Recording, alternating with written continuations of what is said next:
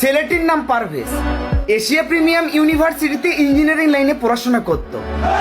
লাঞ্চের টাইমে বন্ধু বান্ধবের সাথে চা স্টলে গিয়ে সিঙ্গারা খাওয়ার পাশাপাশি একটু হাসাহাসি। আর তাদের পাশে বসেছিল দুইটা নরখাদক ডাইনি। বন্ধু বান্ধব একসাথে থাকলে একটু হাসাহাসি একটা স্বাভাবিক ব্যাপার, কিন্তু তার এই হাসিটা যেন তার মৃত্যুর কারণ হলো। কিছু সাবরি পোলাপান আছে না, যারা মেয়েদেরকে ইমপ্রেস করার জন্য সবকিছুই করতে পারে। আজকে দুইটা কলঙ্কিত মেয়ের জন্য কতগুলো ফ্যামিলি নষ্ট হয়ে গেল, কতগুলো ফ্যামিলি ধ্বংস হয়ে গেল। দুবাইয়ের শেখ মেহেরাকে চিনো, যার নিচের তেনা বহন করার যোগ্যতা তোমরা রাখো না। তার দিকে তাকিয়েও কত মানুষ হাসাহাসি করে। কই আমরা কখনো তো শুনিনি যে তার হাসির কারণে কাউকে সে মেরে ফেলেছে। তোমরা কি হয়ে গেছো? তোমাদের কি এত বড় ইগো যে তোমাদের ইগোর কারণে আজকে কয়টা মানুষ নষ্ট হয়ে গেল? এটা কি তোমরা একবার ভেবে দেখেছো? এখন আমি মেয়েদের নিয়ে কিছু বললে এই ভিডিওর কমেন্ট বক্সে আমার কিছু মা বোনেরা এসে উল্টা পাল্টা কমেন্ট করবে।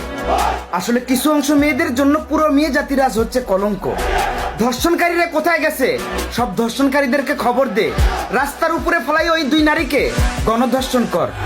আর এটাই হচ্ছে ওদের শাস্তি।